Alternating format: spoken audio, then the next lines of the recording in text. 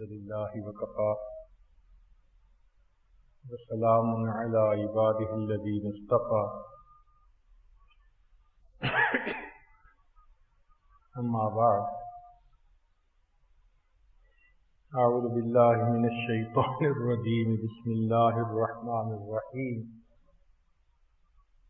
إن أولياؤه إلا المتقون سبحان ربك رب العزة عما يصفون وسلام على المرسلين والحمد لله رب العالمين اللهم صل على سيدنا محمد وعلى آل سيدنا محمد وبارك وسلم.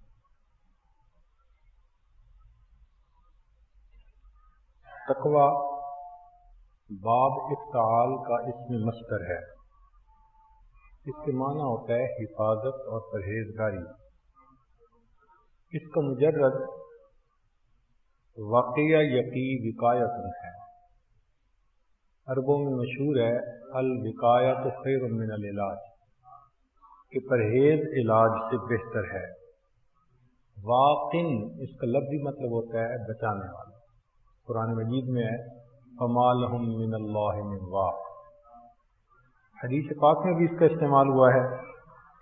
صحابہ عنہ فرمایا کرتے تھے کن اذا احمر البأس کہ جب جنگ بہت شدید زوردار ہو جاتی اتقینا برسول اللہ صلی اللہ علیہ وسلم تو ہم اپنے آپ کو نبی اسلام کی اوٹ میں بچایا کرتے تھے.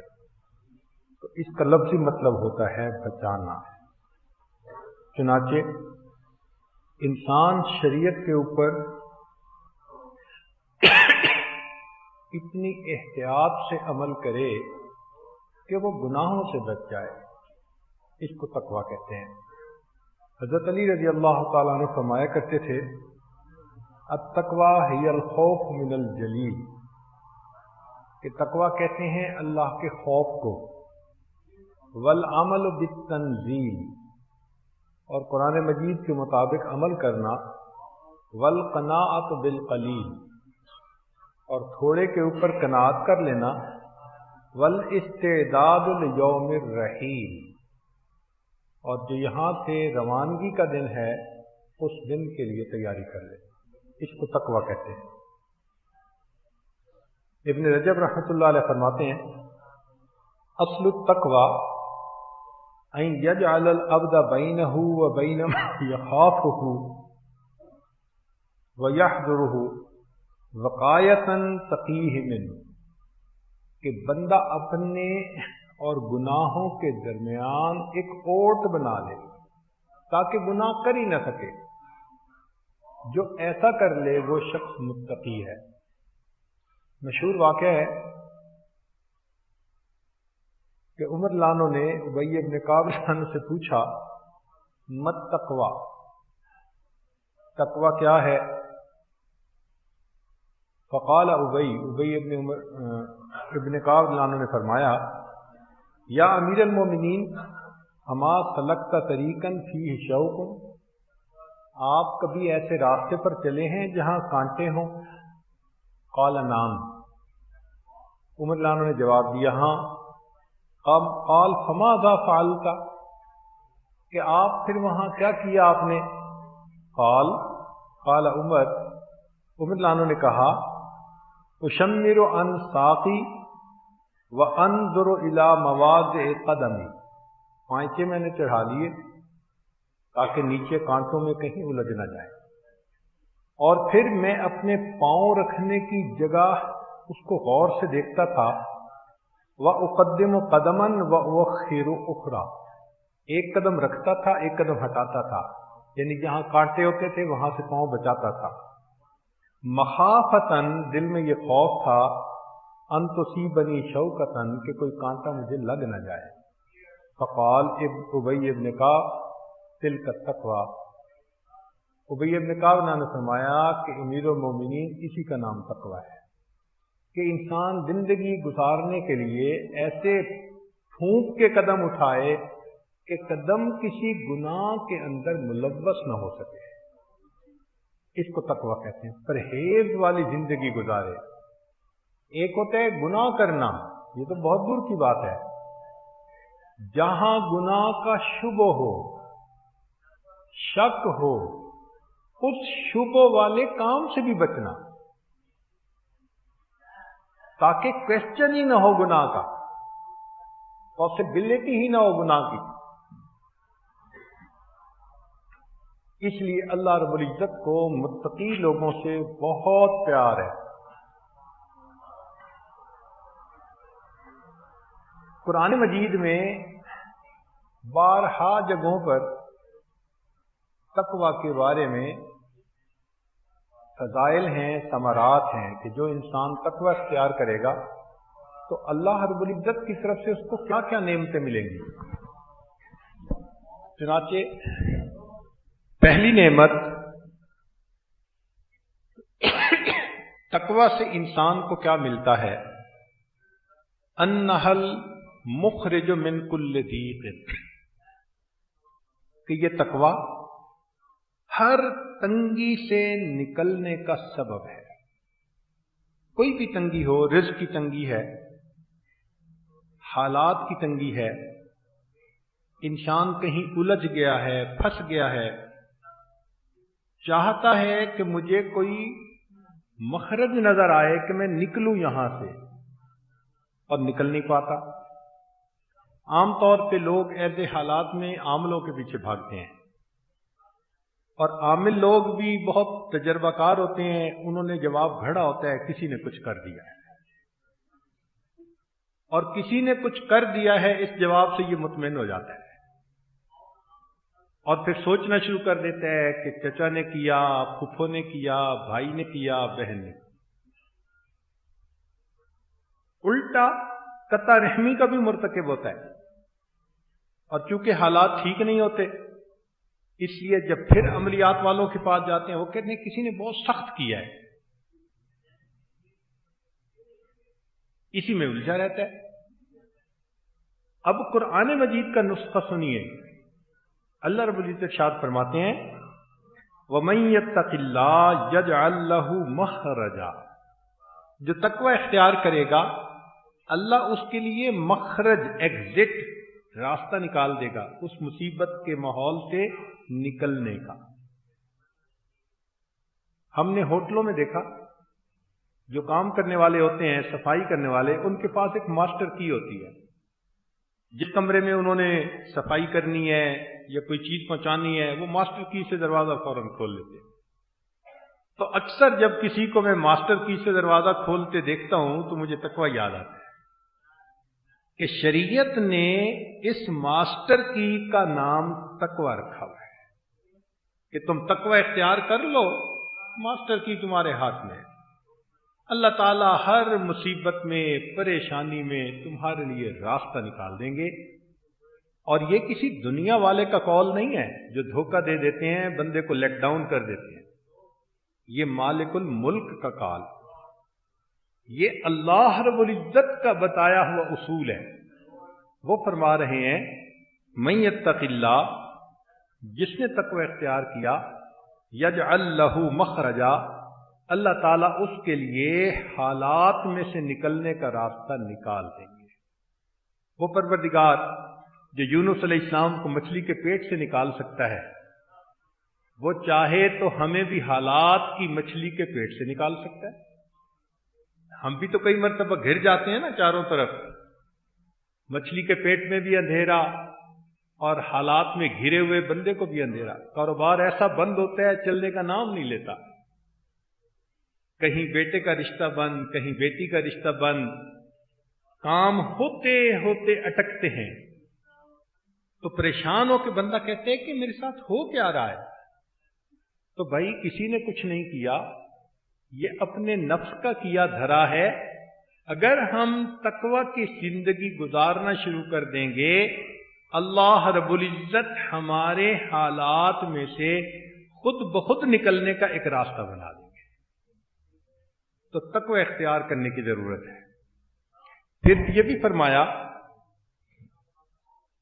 کہ عام طور پہ لوگ رزق کی پریشانی کا تذکرہ کرتے ہیں۔ کئی لوگوں کے پاس رزق کم ہوتا ہے تو پریشان، اور کئیوں کے پاس رزق تو زیادہ ہوتا ہے مگر ان کے ساتھ حاسدین مخالفین ہوتے ہیں. کسی نے تجارت میں ان کا مال روک لیا، پیسے دینے تھے دے نہیں رہا، کوئی غلط ڈیسیژن ہو گیا، تو باوجود اس کے کہ اس کے پاس مال پیسہ ہوتا ہے، مینٹل سٹریس بہت ہوتا ہے، پھنسا ہوا ہوتا ہے بندہ. اب اس مصیبت میں سے نکلنے کا کیا راستہ ہے؟ کہ اللہ رب العزت بندے کو عافیت والا، سہولت والا، حلال طیب اور پاکیزہ رزق عطا فرمائے. چنانچہ ارشاد فرمایا وَمَن يَتَّقِ اللَّهَ، جو بندہ تقوی اختیار کرتا ہے، یجعل لہ من امرہ یسرا، اللہ اس کے کاموں میں آسانی پیدا کر دیتا ہے. کام آسان ہوتے ہیں. اکثر شکایت یہی سنی ہے کہ جی کام نہیں ہوتے، اٹکتے ہیں.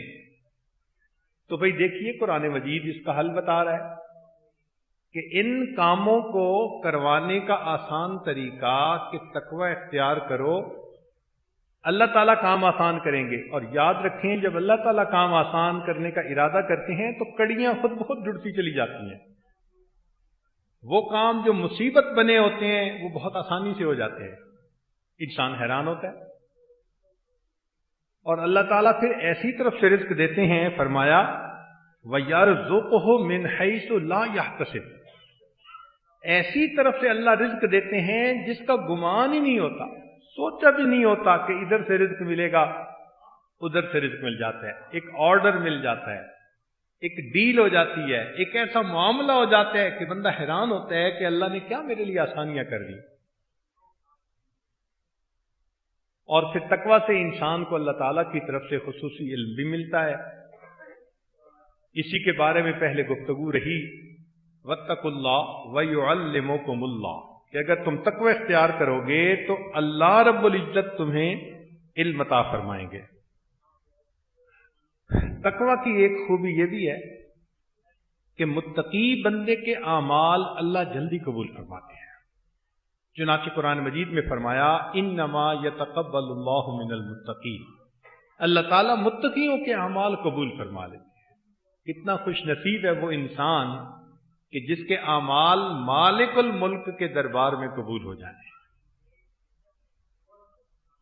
دنیا میں تو کوئی کسی کے بارے میں کچھ نہیں کہہ سکتا، یہ تو نتیجہ قیامت کے دن نکلے گا. لیکن جو اس دن قبول ہو گیا یقیناً وہ سعید انسان ہے.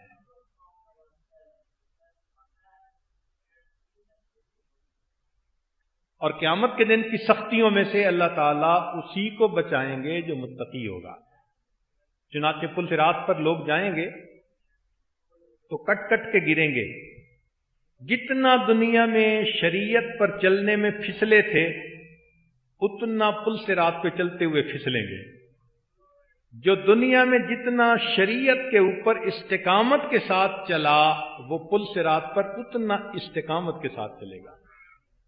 اب ہم اپنے بارے میں غور کریں، ہم استقامت سے چلتے ہیں یا پھسلتے ہیں؟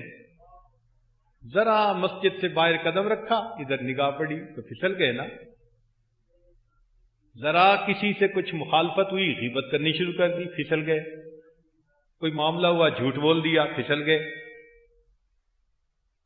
کبھی خبروں کے بہانے غیر محرم کو دیکھا، کبھی اخبار پڑھنے کے بہانے دیکھا تو پھسل گئے نا. تو معلوم ہوا کہ ہم تو بہت آسانی سے پھسلتے ہیں. تو اگر یہاں شریعت پر عمل کرنے کے بارے میں ہم پھسلیں گے تو قیامت کے دن پل صراط پہ بھی پھسلیں گے. اور جو پل صراط سے پھسلے گا وہ کہاں جائے گا؟ وہ جہنم میں جائے گا. اس لیے معاملہ بہت اہمیت والا ہے. اللہ تعالیٰ فرماتے ہیں وَإِن مِّنكُمْ إِلَّا وَارِدُهَا، جو کوئی بھی تم میں سے ہے ہر ایک کو پل صراط کے اوپر سے گزرنا پڑے گا.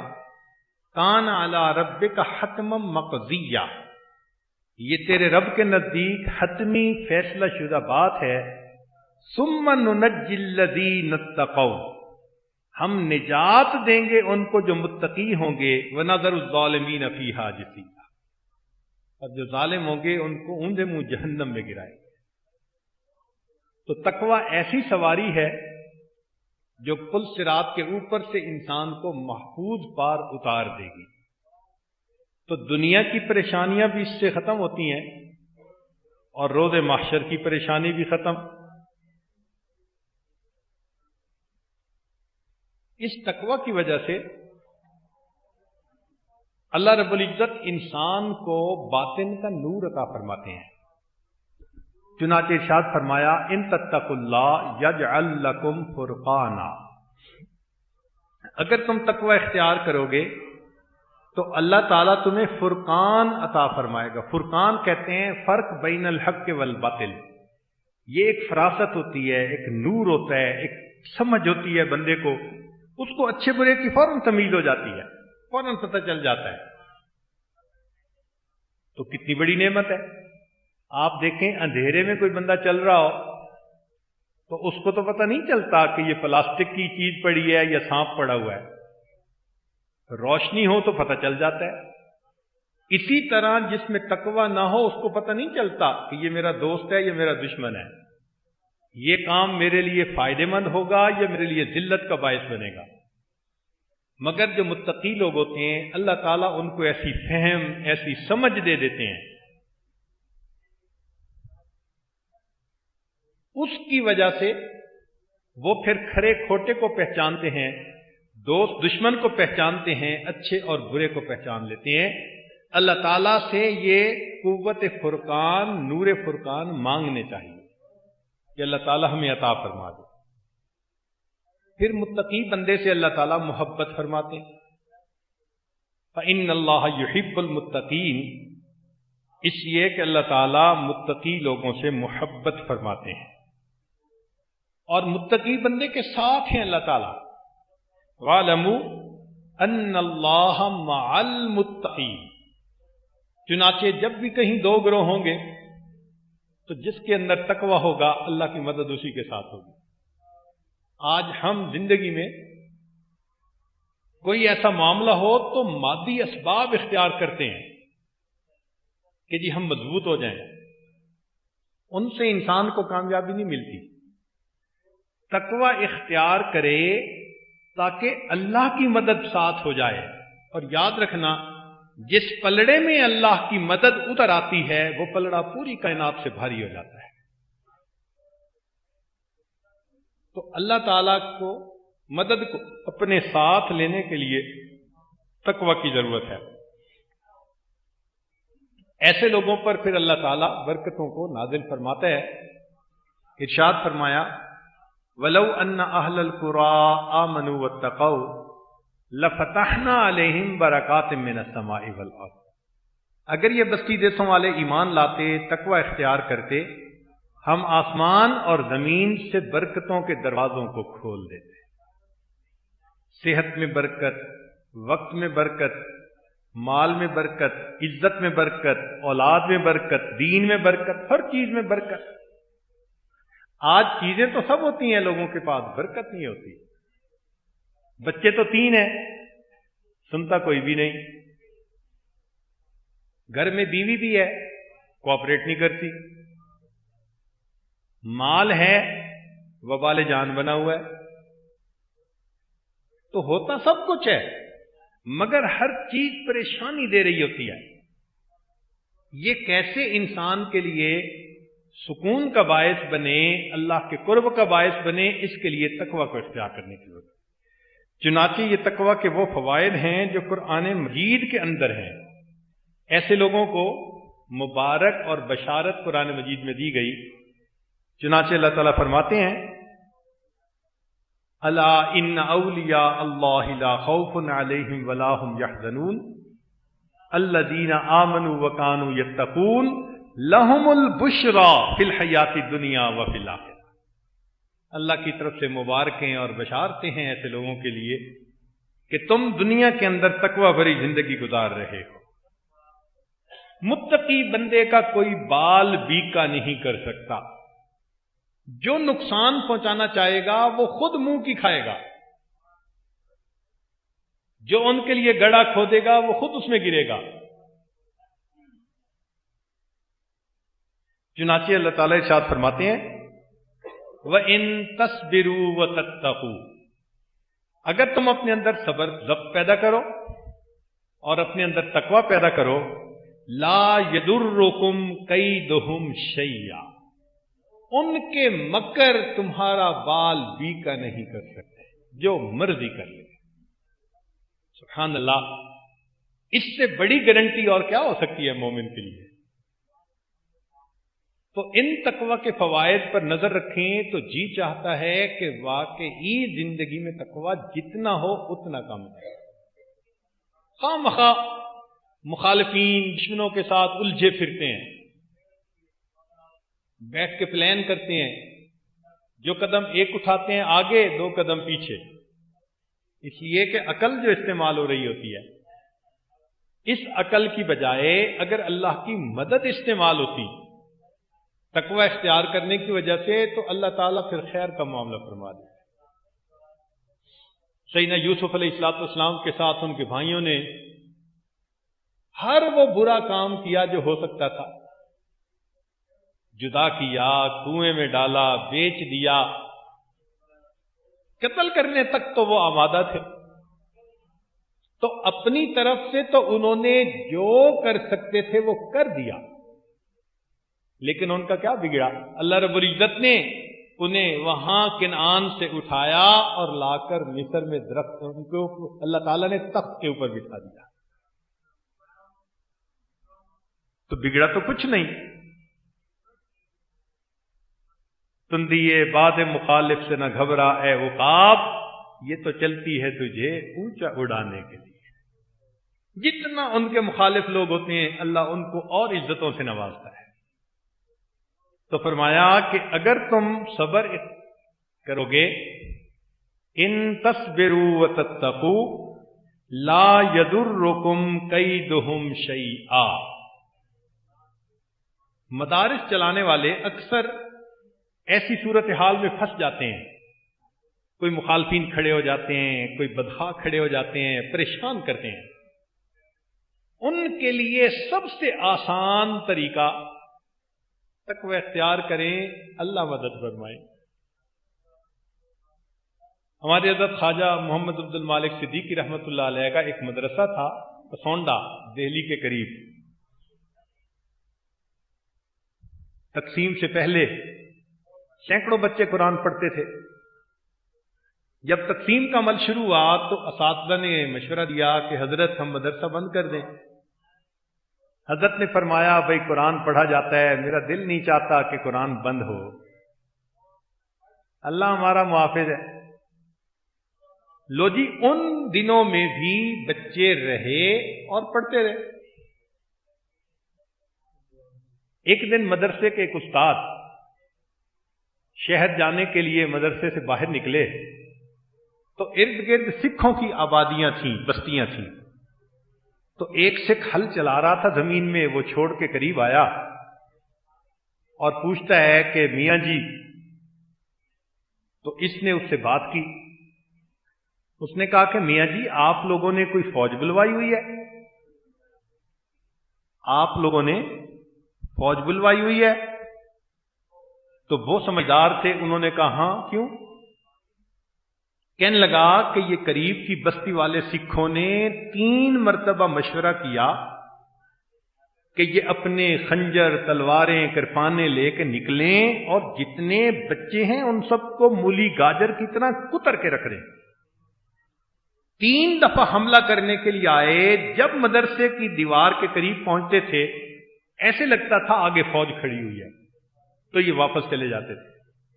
اس نے آ کے یہ واقعہ خواجہ عبد المالک صدیقی رحمۃ اللہ علیہ کو فرمایا تو حضرت نے فرمایا الحمدللہ یہ فرشتوں کی حفاظت تھی، اور پھر ساتھ یہ بھی کہا کہ یہ اس لیے تھا کہ میرے مدرسے کے اندر گناہ نہیں تھا۔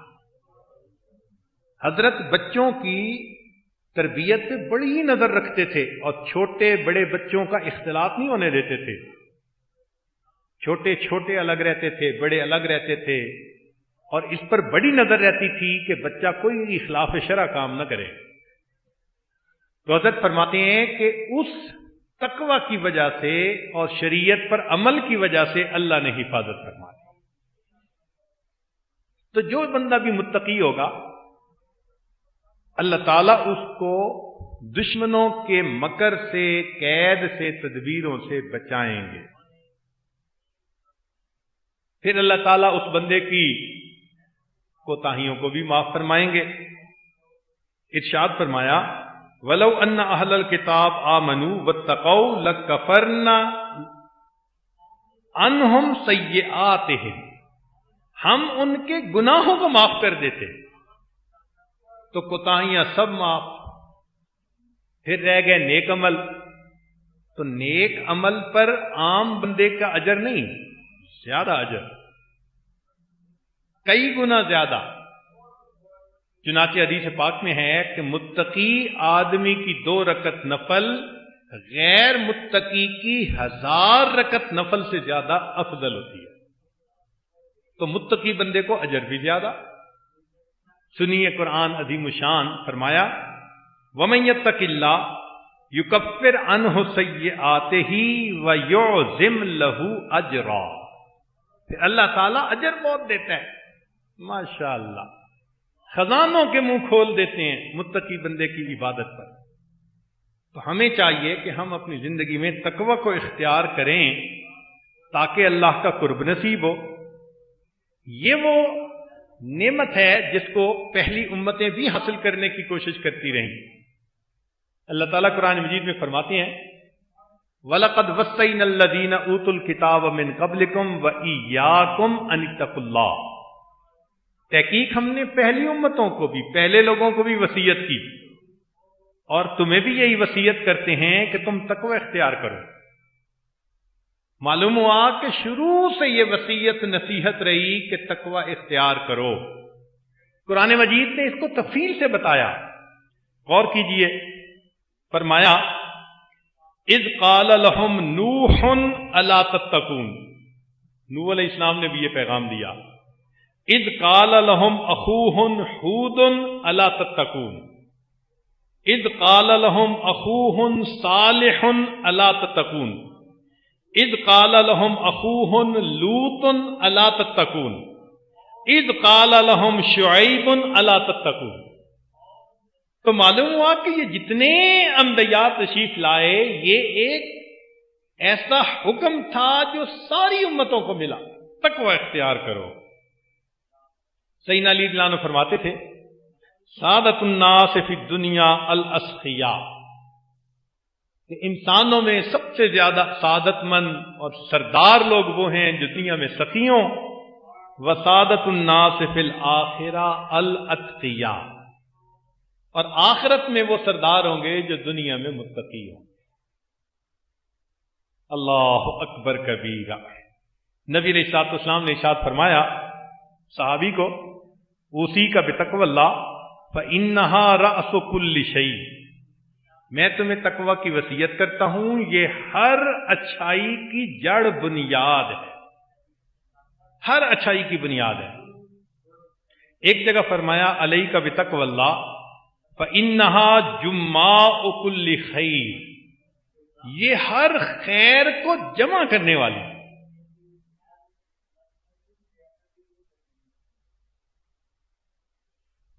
اس لیے صحابہ رضی اللہ تعالیٰ عنہ بہت زیادہ تقوی کا خیال کرتے تھے اپنے کھانے پینے میں، معاملات میں، معاشرت میں.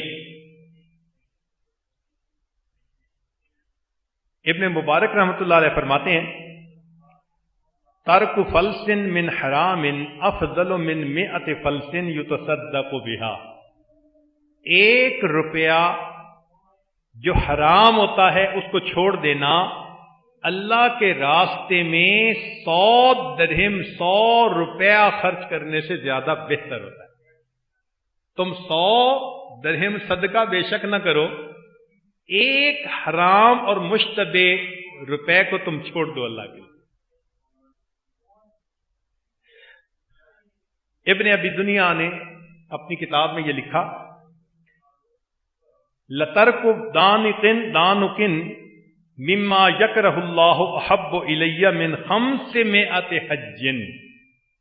1 دانت جس کو اللہ ناپسند کرتے ہیں اس کو چھوڑ دینا میری نظر میں 500 حج کرنے سے زیادہ بہتر ہے. تو بھائی اگر ہم عبادت پر ایک چھٹانک محنت کریں تو گناہوں سے بچنے پر ایک من محنت کریں، اس کو تقوی کہیں گے. اور ایسا بندہ پھر اللہ تعالیٰ کے مقبول بندوں میں شامل ہوگا، اللہ تعالیٰ کے اولیاء میں شامل ہوگا. اس تقوی کے بارے میں ایک واقعہ بھی ذرا سن لیجئے کہ کتنی اہمیت ہے اس کی. قال ابراہیم ابن ادم بت لیلۃ تحت الصخرۃ ببیت المقدس. ابراہیم بن ادم رحمۃ اللہ فرماتے ہیں میں نے رات گزاری ڈوم آف دی راک، وہ جو پتھر ہے بیت المقدس میں، اس کے نیچے فی جدار الکرم بیت المقدس. فلما کان بعد اللیل نزل ملکان. کچھ رات گزری، دو فرشتے اترے. فقال احدہما لصاحبہ من ہا ہنا. ان میں سے ایک نے اپنے ساتھی سے کہا یہ کون ہے، کیونکہ یہ وہاں لیٹے ہوئے تھے. فقال الآخر، دوسرے نے جواب دیا ابراہیم ابن ادم، یہ ابراہیم بن ادم ہے. فقال، پہلے والے نے کہا ذاک الذی حط اللہ درجۃ من درجاتہ. ہاں یہ وہ شخص ہے اللہ نے جس کا ایک درجہ کم کر دیا ہے. یہ وہ شخص ہے جس کا ایک درجہ اللہ نے گھٹا دیا ہے. وہ کہتی ہیں یہ سن کے تو میں تڑپ گیا، اللہ نے میرا ایک درجہ گھٹا دیا. تو پھر دوسرے نے پوچھا لما، کہ درجہ کیوں گھٹایا؟ قال لأنہ اشترى بالبصرة التمر فوقعت تمرة على تمرة من تمر البقال فلم يردها على صاحبها. اس نے بصرہ میں ایک بقالے سے کھجوریں خریدی تھیں، تو بقالے والے کی ایک کھجور گر گئی تھی اور یہ سمجھا کہ میری گری ہے، تو اس نے اپنی کھجوروں میں رکھ لی، اور وہ تو کسی کی تھی. کیونکہ کسی کی بغیر اجازت کھجور اس نے استعمال کی، اللہ نے اس کا ایک درجہ کم کر دیا.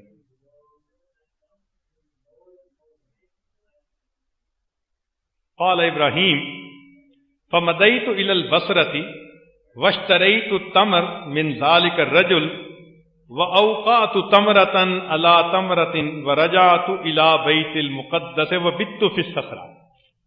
وہ کہتے ہیں میں دوبارہ گیا اور اسی بندے سے میں نے کھجوریں خریدیں، اور ان میں سے ایک کھجور میں نے اس کی کھجوروں میں واپس دے دی، ملا دی، کمپنسیٹ کر دیا.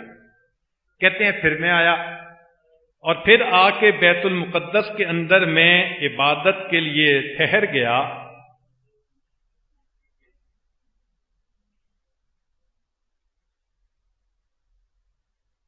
فلما کان بعد اللیل اذا انا بملکین نزلا من السماء.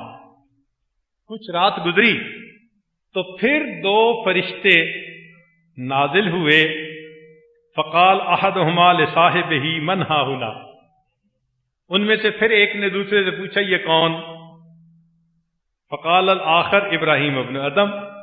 اس نے کہا یہ ابراہیم بن ادم ہے. فقال ذاک الذی رد اللہ مکانہ ورفعت درجتہ. یہ وہ بندہ ہے جس کو اللہ نے اس درجہ لوٹا دیا اور اس کو اس کی منزل جو پہلے تھی عطا فرما دی، دوبارہ اس کو اونچائی اللہ نے عطا فرما دی.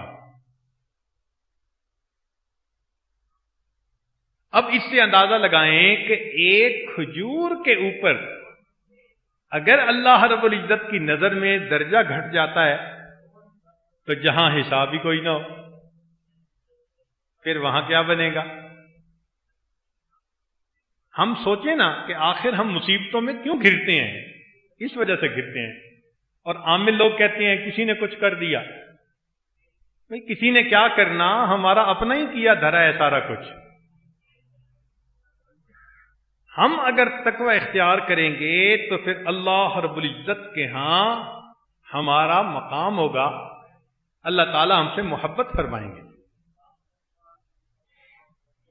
چنانچہ نبی علیہ الصلوۃ والسلام خود فرماتے ہیں کہ میں کئی مرتبہ گھر آتا اور اپنے بستر کے اوپر کھجور پڑی ہوئی دیکھتا تو میں اس ڈر سے نہیں کھاتا تھا کہ ممکن ہے یہ کھجور کہیں سے صدقہ کی آئی ہو. اپنا گھر، اپنا بستر، کھجور پڑی ہے، اٹھا کے منہ میں نہیں ڈال رہے، بھوک بھی ہے، کیوں نہیں ڈال رہے؟ ممکن ہے کہیں سے صدقہ کی کھجور آئی ہو. اور چونکہ نبی علیہ السلام استعمال نہیں فرماتے تھے تو فرماتے تھے کہ میں اس خوف کی وجہ سے کہ یہ صدقہ کی نہ ہو میں اس کھجور کو استعمال نہیں کرتا تھا. یہ نبی علیہ السلام کا اپنا مبارک عمل ہے.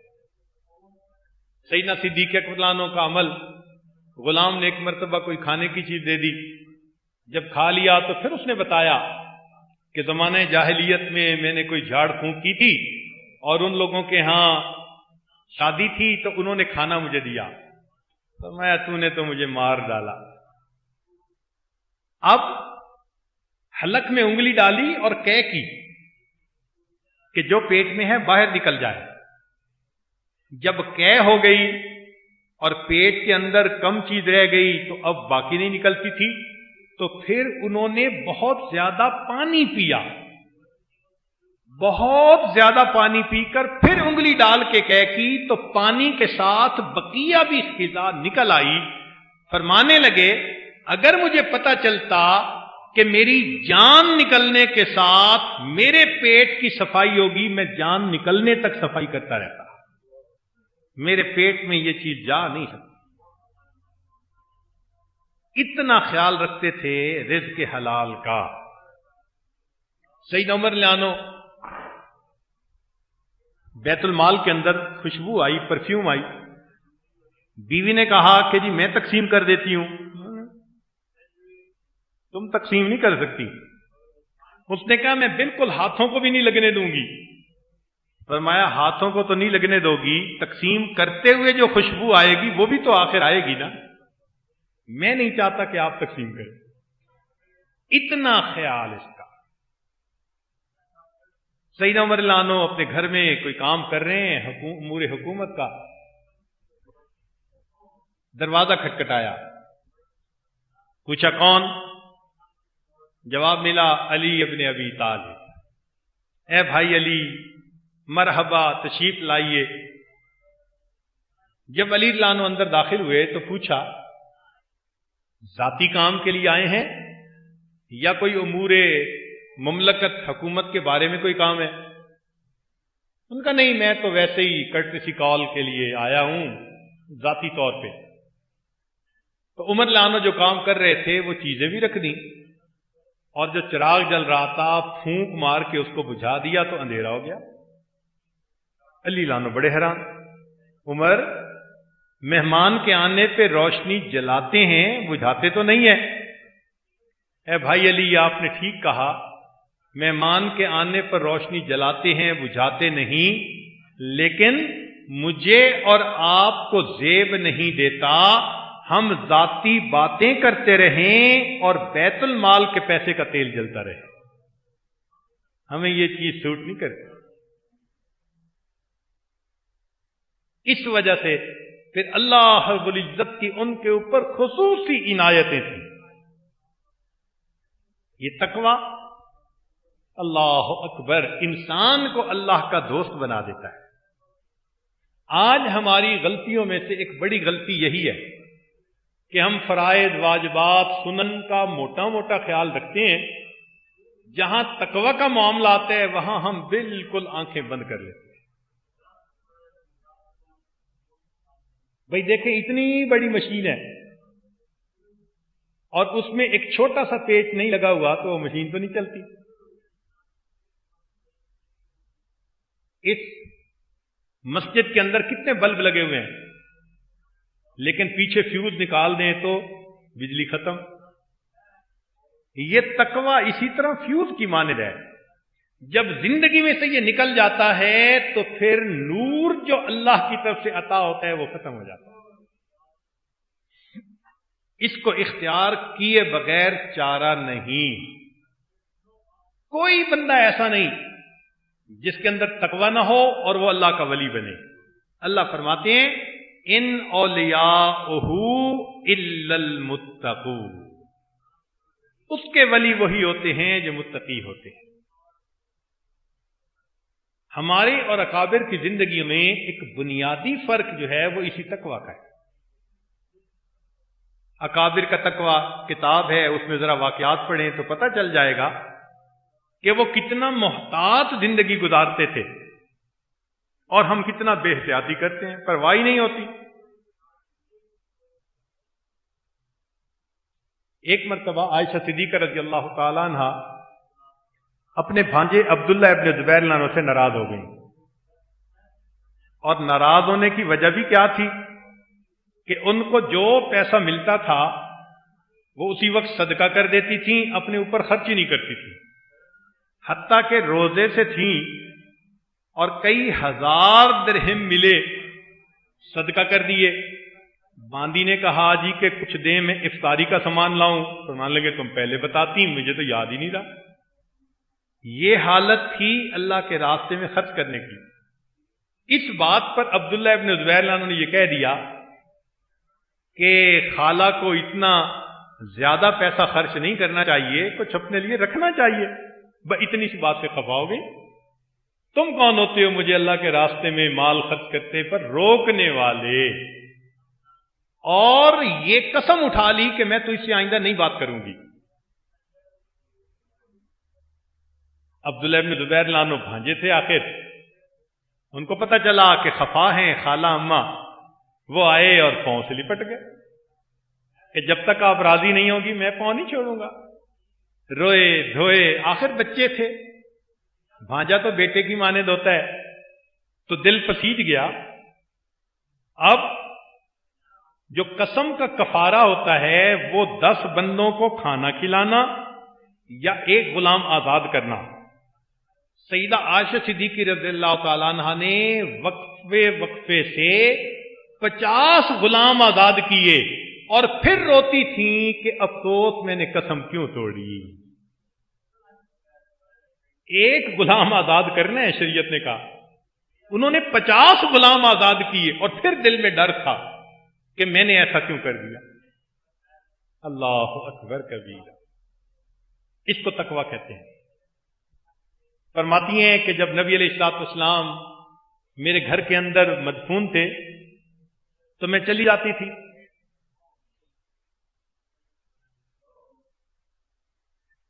پھر میرے والد دفن ہوئے، میں پھر بھی چلی جاتی تھی. فرماتی ہیں کہ پھر جس دن عمر رضی اللہ تعالیٰ عنہ دفن ہوئے، میں پردے کے بغیر اس کمرے میں اس کے بعد کبھی نہیں گئی. حالانکہ وہ تو قبر میں آرام کر رہے تھے اور شریعت میں تو کوئی ایسی بات نہیں کہ بھئی قبر سے کسی کا کوئی ایسا پردہ ہوتا ہے. مگر تقویٰ دیکھیے کہ جس دن سے عمر عنہ مدفون ہوئے، فرماتی ہیں اس دن سے بغیر پردے کے اس کمرے میں نے جانا ہی چھوڑ دیا. سیدہ فاطمہ الزہرا رضی اللہ تعالیٰ عنہ وفات سے پہلے وصیت فرمائی کہ جب میری جان اللہ کے سپرد ہو جائے، مجھے نہلایا جائے، کفن پہنایا جائے اور میرا جنازہ رات کو نکالا جائے. وصیت تھی میرا جنازہ رات کو اٹھایا جائے. یہ بھی کہا کہ درخت کی ٹہنیاں میری چارپائی کے اوپر لگا کر اوپر کپڑا ڈالا جائے تاکہ دیکھنے والے کو کفن کے اندر بھی میری جسامت اور طوالت کا اندازہ نہ ہو سکے. اس کو تقویٰ کہتے ہیں. چنانچہ کتابوں میں لکھا ہے کہ امہات المومنین اپنے گھروں میں عام حالات میں بھی جب بیٹھتی تھیں تو دیوار کی طرف منہ کر کے بیٹھتی تھیں، دروازے کی طرف منہ نہیں کرتی تھیں کہ ممکن ہے غلطی سے کھل جائے اور کوئی غیر محرم سامنے ہو. پاسبلٹی ہی نہیں، پاسبلٹی نہیں ہونی چاہیے. جب بیٹھتی تھیں تو اپنا چہرہ دیوار کی طرف کر کے بیٹھتی تھی. اس کو تقویٰ کہتے ہیں. اور جتنا یہ تقوی انسان زیادہ اختیار کرے اتنا اللہ رب العزت کا وہ محبوب بن جاتا ہے۔ سیدنا امام اعظم ابو حنیفہ رحمۃ اللہ علیہ، اللہ رب العزت نے ان کو کیا تقوی عطا فرمایا تھا۔ چنانچہ حسن بن صالح کہتے ہیں کہ میں نے کسی فقیہ کو ابو حنیفہ سے زیادہ اپنی جان اور علم کی حفاظت کرتے نہیں دیکھا۔ وہ بہت سے حلال مال کو شبہوں کی بنا پر چھوڑ دیا کرتے تھے۔ یزید بن ہارون ان کے ایک شاگرد ہیں، فرماتے ہیں کہ میں نے 1000 اساتذہ سے علم حاصل کیا، اللہ کی قسم میں نے ابو حنیفہ جیسا متقی ان میں سے کوئی نہیں دیکھا۔ اللہ کے ہاں قبولیت کی کوئی بنیاد ہوتی ہے، کوئی وجہ ہوتی ہے۔ علی بن حفص روایت کرتے ہیں کہ میرے والد نے امام ابو حنیفہ کے ساتھ شراکت پہ کاروبار شروع کیا، تو انہوں نے کہا کہ جی میں دکان سنبھالوں گا، آپ انویسٹ کر دیں۔ تو امام ابو حنیفہ رحمۃ اللہ تیار ہو گئے۔ کپڑے کی دکان تھی، تو ایک کپڑے کا تھان ایسا آیا جس میں کوئی نقص تھا، تو انہوں نے ان کو سمجھایا امام ابو حنیفہ رحمۃ اللہ نے کہ بھائی یہ تھان بیچنے سے پہلے گاہک کو بتا دینا اس کے اندر یہ عیب ہے، تب اس کو بیچنا۔ اس نے کہا جی بہت اچھا۔ ایک دن جو آپ تشریف لائے تو دیکھا کہ وہ تھان نہیں، فرمایا وہ تھان لے گیا، کوئی بتایا تھا؟ اس نے کہا جی مجھے یاد نہیں رہا۔ جب اس نے کہا مجھے یاد نہیں رہا، 30,000 درہم انویسٹ کیے ہوئے تھے، امام ابو حنیفہ رحمۃ اللہ نے کاروبار بھی ختم کر دیا، پورے 30,000 درہم اللہ کے راستے میں صدقہ بھی کر دیا۔ ایسے لگتا ہے کہ وہ لوگ ذرا سا بھی شک برداشت نہیں کر پاتے تھے۔ ایک دفعہ پتہ چلا کہ چوری کی بکری کوفہ کی بکریوں میں مل گئی ہے، تو امام حنیفہ رحمۃ اللہ نے مشورہ کیا کہ بکری کی عمر کتنی ہوتی ہے؟ انہوں نے کہا جی 7 سال تک عمر ہوتی ہے زیادہ سے زیادہ۔ امام اعظم رحمۃ اللہ نے 7 سال کے لیے بکری کا گوشت کھانا چھوڑ دیا۔ کیا پتا جو یہ گوشت میں کھا رہا ہوں یہ وہ چوری کی بکری ہو۔ یا اللہ، ہزاروں بکریوں میں اگر کوئی ایک بکری مل گئی، احتیاط دیکھیے۔ چنانچہ ایک مرتبہ کشتی پہ سفر کر رہے تھے، ایک فوجی بھی بیٹھا ہوا تھا، مچھلی کھا رہا تھا، اس نے آدھی مچھلی کھائی اور باقی آدھی دریا میں ڈال دی۔ اس کے بعد امام ابو حنیفہ رحمت اللہ علیہ اس دریا کی مچھلی نہیں کھایا کرتے تھے۔ کہتے تھے فوجی نے اپنی آمدنی والی جو مچھلی تھی وہ دریا میں پھینکی اور مچھلیوں نے کھائی وہ غذا، اب میں ان مچھلیوں کو بھی نہیں کھانا چاہتا۔ اللہ اکبر کبیرہ، حیران ہوتے ہیں۔ ظہر کے وقت دکان بند کر کے آ رہے ہیں، کسی نے کہا کہ حضرت آپ مغرب کے وقت بند کرتے تھے، ظہر کے وقت کیوں بند کی؟ فرمانے لگے کپڑے کی دکان ہے، اور جب آسمان پر بادل ہوں، روشنی پوری نہ ہو تو گاہک کو کپڑے کی کوالٹی کا صحیح پتہ نہیں چلتا، میں نے دکان بند کر دی، کوئی بندہ کم قیمت کپڑے کو بیش قیمت سمجھ کے مجھ سے نہ خریدے۔ ایسے لوگوں کو دیکھنے کو اب آنکھیں ترستی ہیں۔ اللہ اکبر کبیرہ۔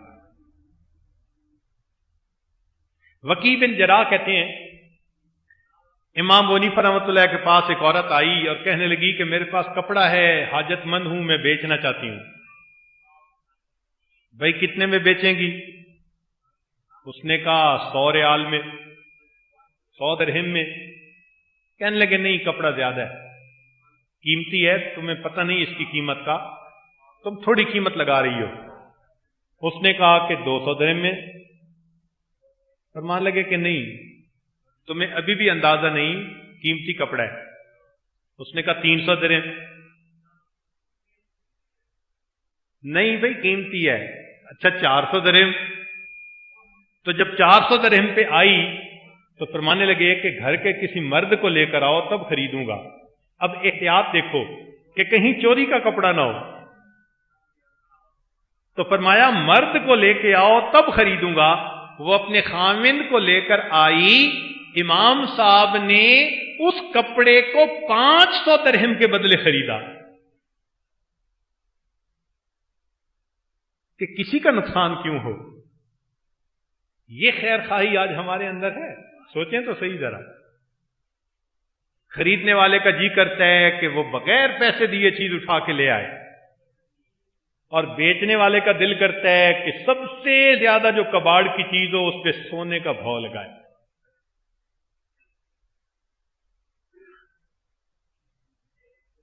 تو ہمارے اکابر کی زندگیوں میں یہ تقویٰ تھا جس وجہ سے اللہ رب العزت کے ہاں ان کو قبولیت تھی.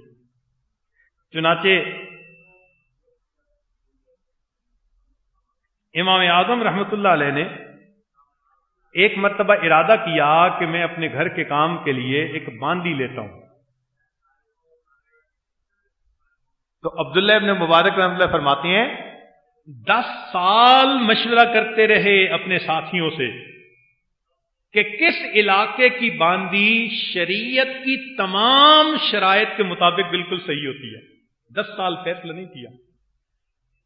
اللہ اکبر. 10 سال پوچھ گچھ کرتے رہے، باندی نہیں خریدی. ایسا نہ ہو کہ کوئی شرط پوری نہ ہوتی ہو اور یہ باندی بنی ہوئی. اتنی احتیاط.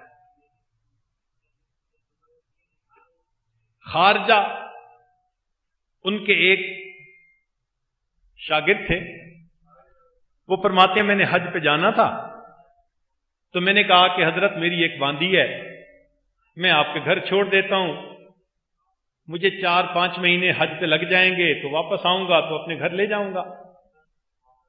امام صاحب نے میری مجبوری دیکھ کر اجازت دے دی.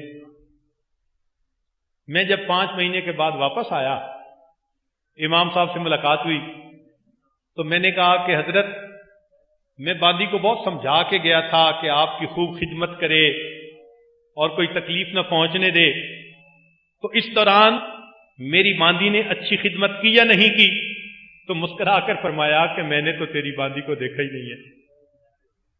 5 مہینے باندی گھر رہی، ایک نظر بھی اس کے اوپر نہیں ڈالی. اس کو تقویٰ کہتے ہیں.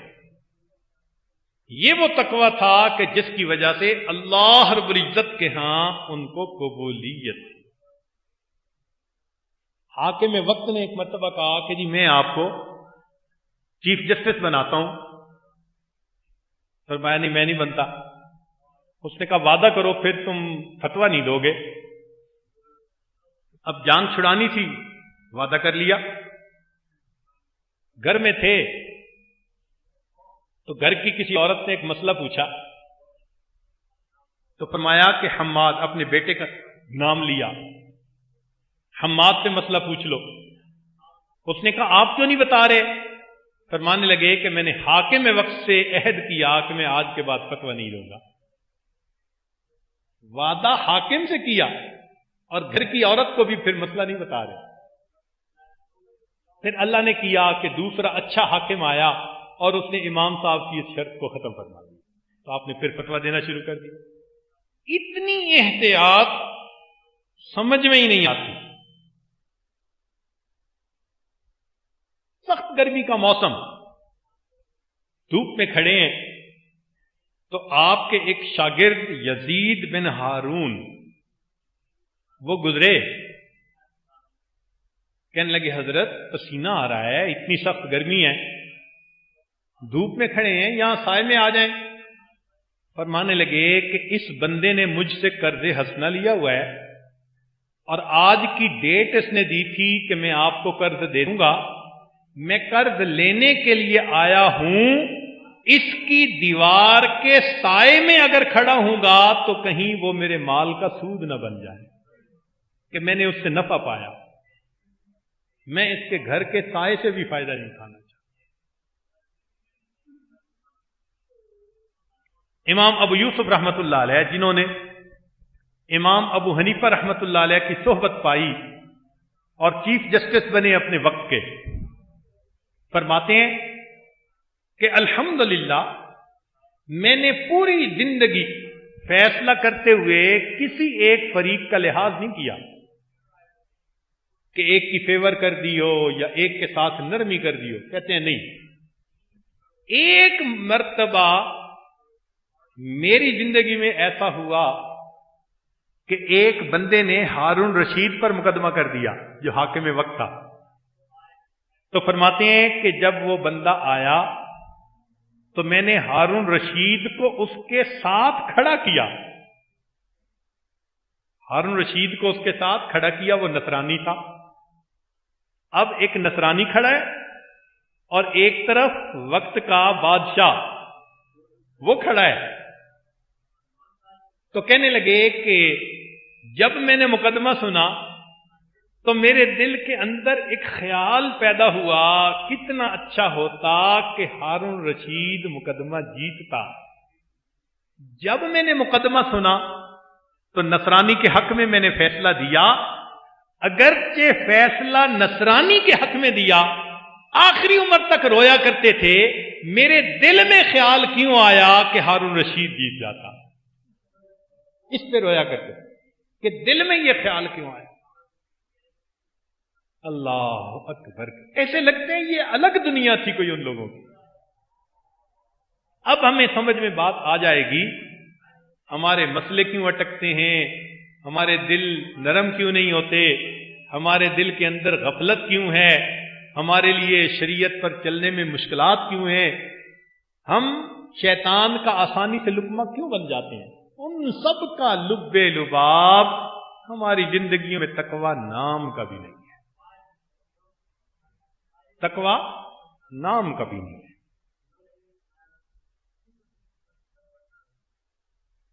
چلیے، امام احمد بن حنبل رحمت اللہ علیہ، گھر میں خرچہ ختم ہو گیا، ایک دن بھوکے رہے، پھر دوسرے دن بھوکے رہے، پھر تیسرے دن بھوکے تھے۔ اب شریعت کہتی ہے کہ 3 دن کے بھوک کے بعد تو پھر حرام بھی حلال بن جاتا ہے جان بچانے کے لیے۔ 3 دن کے بھوکے، تو گھر کی کسی عورت نے ہمسائے میں پیغام بھیجا کہ حضرت 3 دن سے بھوکے ہیں، کچھ آٹا ادھار دے دو، ہمارے پاس آئے گا ہم لوٹا دیں گے۔ تو انہوں نے 2 روٹی کا آٹا ادھار بھیج دیا۔ جب وہ گھر کی عورت کو ملا 2 روٹی کا آٹا، تو امام صاحب کا اپنا الگ تنور تھا، گھر میں چولہا تھا، اور امام صاحب کے بیٹے سرکاری ملازم تھے، ان کا الگ چولہا تھا۔ تو بیٹے کا چولہا جل رہا تھا، روٹی پک رہی تھی، اس عورت نے جلدی سے آٹا گوندھا اور بیٹے کے چولہے پر اس روٹی کو پکا کے جب امام صاحب کے سامنے رکھا، امام صاحب کو پتہ چلا کہ بیٹے کے چولہے پہ روٹی پڑی، روٹی کھانے سے انکار کر دیا۔ 3 دن کے بھوکے ہیں، 3 دن کے بھوکے، صرف اس وجہ سے انکار کیا کہ میرا بیٹا حکومت کی نوکری کرتا ہے، پتہ نہیں حکومت کا کون سا مال اس کو تنخواہ میں ملتا ہوگا۔ یا اللہ، اتنے پاکیزہ لوگ تھے یہ۔ اس وجہ سے پھر اللہ رب العزت کے ہاں ان کا ایسا مرتبہ تھا۔ ابن سیرین رحمت اللہ علیہ نے گھی کا کاروبار کیا۔ ایک مرتبہ انہوں نے 40 مٹکے گھی کے منگائے۔ اب وہ جو کام کرنے والا تھا اس نے کہا جی 1 مٹکے کے اندر سے یہ چوہا نکلا ہے، ایسے لگتا ہے جیسے ڈھکنا کھلا رہ گیا، اندر چلا گیا۔ فرمایا کون سا مٹکا؟ اس نے جب آ کے نشاندہی کرنے لگا تو وہ تھوڑا کنفیوز ہو گیا کہ یہ تھا یا یہ تھا۔ تو وہ صحیح نشاندہی نہ کر سکا، ابن سیری رحمت اللہ علیہ نے 40 مٹکے گھی اللہ کے راستے میں صدقہ کر دیا۔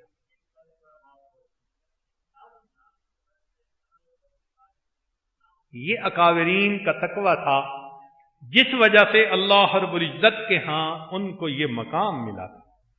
ہمارے اکابر علماء دیوبند کو اللہ رب العزت نے یہی تقویٰ دیا تھا۔ واقعات جب پڑھتے ہیں تو لگتا ہے کہ پرانی روحیں تھیں جو اللہ نے اس زمانے میں پیدا کر دی تھی۔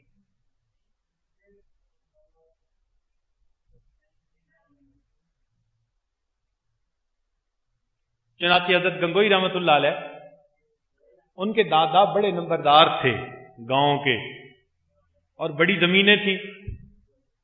حضرت گنگوئی رحمت اللہ علیہ کی عمر جب 25 سال ہوئی تو چونکہ زمینیں اور سب چیزیں ملی تھیں وراثت میں، تو حضرت نے حساب کیا کہ ساری زمینیں کیسے لیں، انہوں نے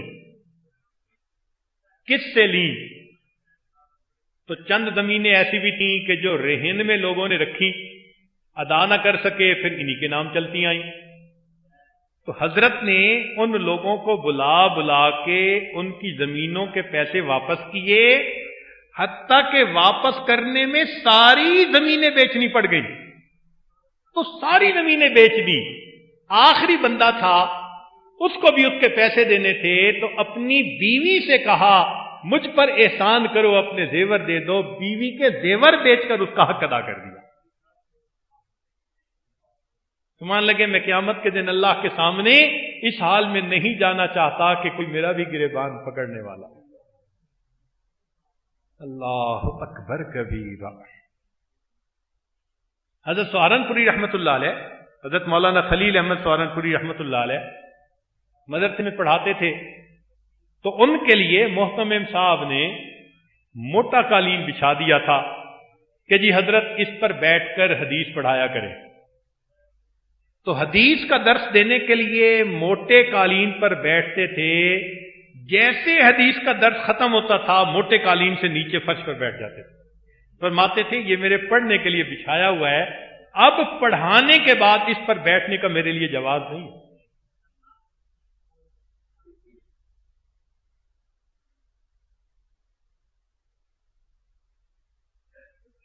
میاں اصغر حسین، اللہ اکبر، حضرت مفتی محمد شفیع رحمۃ اللہ فرماتے ہیں کہ میں ان کے ہاں ایک دن مہمان گیا، نیت تھی کچھ دن رہوں گا اللہ والوں کی صحبت میں۔ فرماتے ہیں کہ حضرت نے دسترخوان پہ کھانا لگایا، کھانا کھایا تو آم بھی تھے وہ بھی کھائے۔ جب دسترخوان سمیٹنے کا وقت آیا، میں نے کہا حضرت میں دسترخوان سمیٹ لوں؟ تو مجھ سے کویسچن پوچھا کہ تم نے دسترخوان سمیٹنا سیکھا ہے؟ ایک مفتی سے پوچھ رہے ہیں کہ دسترخوان سمیٹنا سیکھا ہے؟ میں نے کہا نہیں، آپ سکھا دیجئے۔ فرمان لگے دیکھو میں اس طرح سمیٹتا ہوں کہ جو بچی ہوئی روٹیاں ہیں ان کو الگ کرتا ہوں تاکہ استعمال ہو جائیں، جو ذرات چھوٹے چھوٹے ہیں نا اس کے اوپر ان کو الگ کر لیتا ہوں، اور فلاں جگہ جا کر میں ڈالتا ہوں، وہاں چیونٹیوں کے بل ہے تو وہ چیونٹیاں کھا لیتی ہیں، ہڈیاں الگ کرتا ہوں، اور ان کو میں فلاں جگہ جا کے ڈالتا ہوں تو بلیاں یا کتے آتے جاتے وہ اس کو کھا لیتے ہیں، ان کی غذا بن جاتے ہیں۔ اور یہ جو تم نے آم کھائے تو میں اس کے چھلکے اٹھا کر ایک جگہ پر نہیں ڈالتا، محلے والے غریب ہیں، سوچتا ہوں کہ محلے کے بچے دیکھیں گے تو ان کے دل میں حسرت نہ کہیں پیدا ہو، تو میں ایک چھلکا یہاں ایک چھلکا وہاں، تاکہ نوٹس ہی نہ کرے کوئی کہ آم بھی کسی نے کھائے یا نہیں کھائے۔ اور یہ جو گٹھلیاں ہیں آم کی، میں ان کو فلاں گراؤنڈ کے پاس چھوڑ دیتا ہوں، گرمی سے خشک ہو جاتی ہیں، بچے محلے کے کھیلنے جاتے ہیں تو ان کو کھیلنے کے لیے گٹھلیاں مل جاتی ہیں۔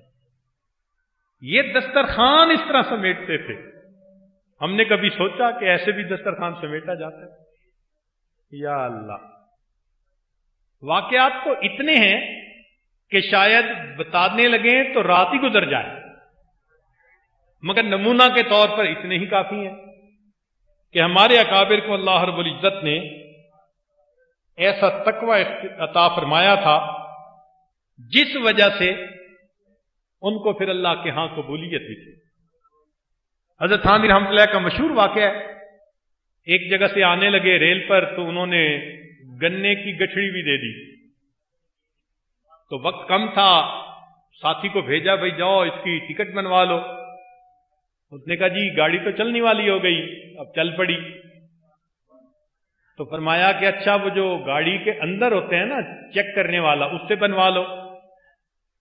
جب اس کے پاس گئے تو وہ کہنے لگا کہ کوئی بات نہیں، میں نہیں چیک کرنا ہوتا ہے، تو اس گٹھڑی کے کیا ٹکٹ بنوانی، لے چلو۔ حضرت کو پتہ چلا ہے تو فرمایا نہیں، ہم بنوائیں گے۔ وہ ٹکٹ کلیکٹر جو تھا وہ بھی آ گیا، کہنے لگا حضرت کوئی بات نہیں، میں نہیں چیک کرنی ہوتی ہے تو میں اسی گاڑی میں ہوں، کوئی بات نہیں۔ تو حضرت نے فرمایا بھائی ٹکٹ بنا دو، ہم نے ذرا آگے جانا ہے۔ اس نے کہا وہ فلاں جگہ تک تو میری ڈیوٹی ہے، میں نے جانا ہے۔ فرمایا نہیں، میں نے اس سے ذرا آگے جانا ہے۔ اس نے کہا آگے میرے ایک دوست کی ڈیوٹی ہے، میں اسے بھی کہہ دوں گا تو وہ بھی خیال رکھے گا۔ حضرت نے فرمایا نہیں، ہم نے اس سے ذرا اور آگے جانا ہے۔ تو آخری اسٹیشن کا اس نے نام لیا کہ وہاں تک میرے دوست کی ڈیوٹی ہے۔ فرمایا آگے جانے ہم نے تو۔ اس نے کہا کہ حضرت اس سے آگے تو اسٹیشن ہی کوئی نہیں۔ فرمان لگے کہ ہم نے اصل میں آخرت کے اسٹیشن پر جانا ہے، اگر تو قیامت کے دن کی ذمہ داری لو پھر بات ہے، ورنہ مجھے اس کی ٹکٹ بنوانی ہے۔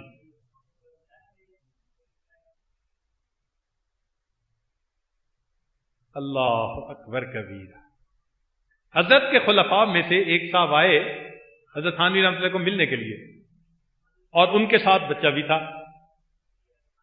تو حضرت نے بچے کی عمر پوچھی تو عمر اتنی تھی کہ ٹکٹ پوری بننی چاہیے تھی، قد اتنا تھا کہ لگتا تھا کہ ٹکٹ بہت کم آدھی نہیں میں۔ تو حضرت نے پوچھا کہ آپ نے بچے کی ٹکٹ بنوائی؟ اس نے کہا جی۔ کتنی بنوائی؟ حضرت آدھی بنوائی۔ کیوں؟ حضرت دیکھنے میں ایسے لگتا ہے جیسے آدھی ٹکٹ کی عمر ہے اس کی۔ فرمایا اس کا مطلب یہ کہ تم نے لوگوں کا لحاظ رکھا، لوگوں کے پروردگار کا لحاظ نہ رکھا۔ عمر اگر وہ ہو چکی جو پوری ٹکٹ کی ہے، تم نے پوری ٹکٹ کیوں نہ بنوائی؟ اس بات پر حضرت نے ان سے اجازت ہی واپس لے لی، اجازت واپس لے لی کہ تمہارے دل میں مخلوق کی رعایت ہے، تمہارے دل میں اللہ کا ڈر نہیں ہے۔ ایسے کھرے لوگ ہیں، اس کو تقوی کہتے ہیں۔ اور جب تک ہم یہ تقوی اختیار نہیں کریں گے، اللہ رب العزت کے ہاں قبولیت نہیں ملے گی۔ ہمارے اکابر مشائخ نقش بند، ان کے تقوی کو دیکھیں تو حیران ہوتے ہیں۔ ہمارے حضرت خواجہ محمد عبد المالک صدیقی رحمۃ اللہ علیہ سردی گرمی چھتری رکھتے تھے، تو لوگ بڑے حیران ہوتے تھے، بھئی گرمیوں میں تو چلو چھتری سائے کے لیے، سخت سردی میں بھی چھتری۔ اور حضرت کا معمول تھا ایک ہاتھ میں عصا اور دوسرے ہاتھ میں چھتری، مستقل یہ معمول تھا۔ ایک دن کسی عالم نے پوچھ لیا حضرت یہ سردی گرمی چھتری کیوں رکھتے ہیں؟ تو حضرت نے فرمایا کہ دیکھو میں سائے کی نیت سے چھتری کو نہیں رکھتا، بلکہ میں پردے کی نیت سے رکھتا ہوں۔ جب میں راستے میں چلتا ہوں، اگر دائیں طرف سے پتہ چلتا ہے کہ دور سے عورت آ رہی ہے، میں چھتری کو یوں کر دیتا ہوں مجھے اس کا کپڑا بھی نظر نہ آئے، اور اگر دوسری طرف سے آتی نظر آتی ہے میں چھتری کو یوں کر دیتا ہوں کہ مجھے اس کا کپڑا بھی نظر نہ آئے۔ نگاہ کی اتنی احتیاط، اللہ اکبر کبیر۔ آج کی اس مجلس میں ہم اپنی زندگیوں کو ریویو کریں، سوچیں۔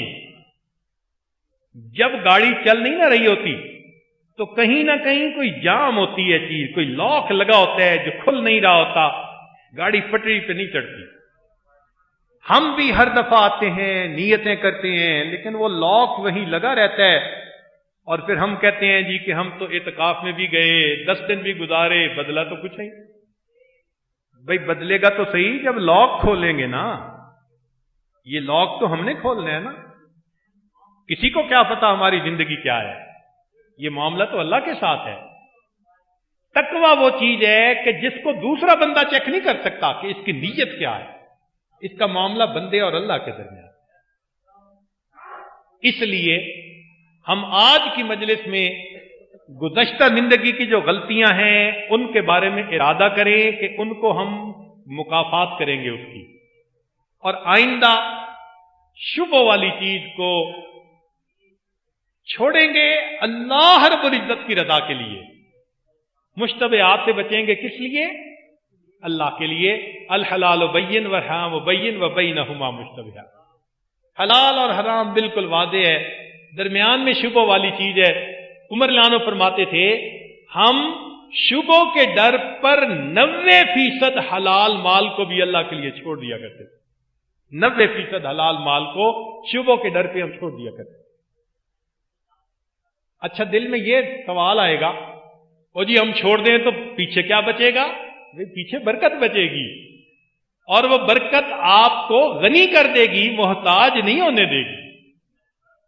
آپ 10 خرچ کریں گے، اللہ وہ ذات ہے 700 گنا، واللہ یضاعف لمن یشاء بغیر حساب، اللہ بغیر حساب کتاب کے واپس لوٹا دیتا ہے۔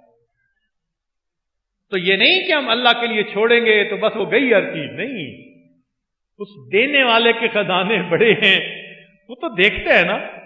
دیکھیں نا بچہ اپنی چیز میں سے باپ کو اگر تھوڑی سی مٹھائی لا کے دے دے تو باپ کا دل چاہتا ہے مٹھائی کا ڈبہ ہی لا کے اس کو دے دو۔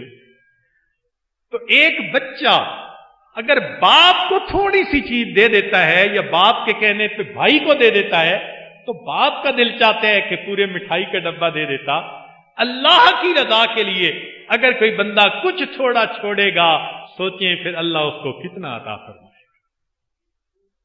پھر زندگی میں برکتیں ہوں گی، پھر اللہ رب العزت کا قرب ہوگا، نور ہوگا، پھر وہ زندگی ہوگی جس پر اللہ رب العزت کی انسان کو ولایت نصیب ہوتی ہے۔ آج وقت ہے رمضان مبارک کی ان بابرکت راتوں میں ہم دل میں یہ نیت کر لیں کہ اے مالک، ہم اس طرف سے بہت غفلت بھری زندگی گزار رہے ہیں، آج عہد اور ارادہ کرتے ہیں کہ ہم تقوی والی زندگی گزاریں گے، اس گزارنے میں آپ ہماری مدد فرما دیجئے گا۔ ہمارے حضرت خواجہ محمد علماء صدیقی رحمۃ اللہ فرماتے تھے کہ تقوی کا آسان مفہوم یہ ہے، ہر اس چیز کو ترک کر دینا جس کے اختیار کرنے سے تعلق باللہ میں فرق آ جائے۔ اگر سیل فون غلط استعمال ہوتا ہے، میسجز ہوتے ہیں، باتیں ہوتی ہیں، تو اللہ کے لیے اس کو چھوڑ دو۔ کوئی بھی ایسی چیز جو رکاوٹ بن رہی ہے اللہ کے قریب ہونے میں، سب کو ترک کر دو، چھوڑ دو اللہ کے لیے۔ انٹرنیٹ ہے، اخبار ہے، اور مصیبتیں ہیں، کوئی دوست ایسا ہے، سب کو اللہ کے لیے چھوڑ دو۔ جو اللہ کے لیے چھوڑے گا پھر اللہ تعالیٰ اس کو سب کچھ عطا فرمائے گا، ہر نعمت عطا فرمائے گا، اور آخرت میں اس کو بڑے درجے ہوں گے۔ اور اگر تقوی اختیار نہیں کریں گے تو حساب تو بہرحال ہمیں دینا ہی پڑے گا۔ یہ نہیں ہے کہ تقوی اختیار نہیں کریں گے تو جی کوئی بات نہیں، پوچھا جائے گا قیامت کے دن۔ اس لیے ہمارے ایک بزرگ فرماتے تھے کہ تقوی یہ ہے انسان ایسی زندگی گزارے کہ قیامت کے دن اس کا گریبان پکڑنے والا کوئی نہ ہو۔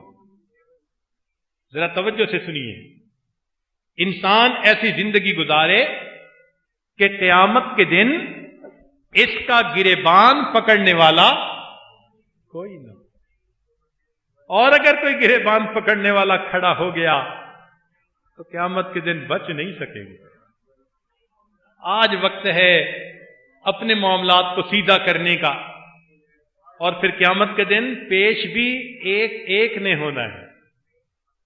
ایئرپورٹ پہ ہوتا ہے نا مشین، ایک ایک کر کے گزرتے ہیں، اور ذرا کوئی لوہے کی چیز ہو تو وہ مشین بول پڑتی ہے۔ قیامت کے دن بھی اسی طرح ایک سکیننگ مشین ہوگی۔ جئتمونا فرادا کما خلقناکم اول مرہ، اللہ تعالیٰ فرماتے ہیں ایک ایک کر کے تم آؤ گے ہمارے سامنے، پھر ایک ایک کر کے جب گزریں گے تو وہ مشین بھی سکین کرے گی کہ اس کے اوپر گناہوں کی ظلمت کتنی ہے، اثرات کتنے ہیں۔ جو گناہوں کے اثرات لے کر گزرے گا تو مشین فوراً بتا دے گی۔ اب ایئرپورٹ پہ کیا ہوتا ہے، ذرا مشین کا الارم بجا، اس بندے کو کہتے ہیں ذرا ایک طرف آ جائیں جی، فزیکل چیکنگ کرنی ہے آپ کی، کرتے ہیں نا۔ بالکل یہی قیامت کے دن ہوگا، جو گزرے گا اور الارم بجے گا، حکم ہوگا وقفوہم انہم مسئولون، ان کو روک لیجئے، ہم نے ان کا ٹرائل کرنا ہے۔ یہ ظاہر میں بڑے نیک بنے ہوئے تھے، لوگوں میں نیکی مشہور تھی، ان کے دل کے اندر کی گندگیاں آج کھل گئیں، نکلنا چاہتے ہیں۔ وقفوہم انہم مسئولون، ہم ان سے سوال کریں گے، تفتیش کریں گے۔ یہ قاری صاحب اپنی بیوی کے لیے کہاری صاحب بنے ہوئے تھے، یہ صوفی صاحب گھر والوں کے لیے وبال جان بنے ہوئے تھے، یہ فلاں صاحب اوپر سے میاں تسبیح تھے، اندر سے میاں کسبی تھے۔ وقفوہم، یہ درس دیتے تھے، یہ لوگوں کے سامنے بیانات کرتے تھے، اپنا معاملہ ان کا ایسا ہی تھا۔ آج میرے سامنے سے یہ گزر رہے ہیں۔ وقفوہم، میں دلوں کے بھید جاننے والا ہوں، ان کو روک لو۔ انہم مسئولون،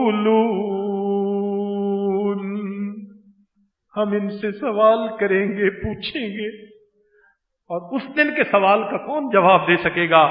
نبی علیہ السلام نے فرمایا من نوقش فی الحساب فقد عذب۔ اللہ رب العزت اس دن کی ذلت سے ہمیں محفوظ فرمائے، اور آج ہمیں سچی توبہ کے ساتھ اللہ تعالی آئندہ صاف اور پاکیزہ زندگی گزارنے کی توفیق عطا فرمائے۔ وآخر دعوانا ان الحمد للہ رب العالمین۔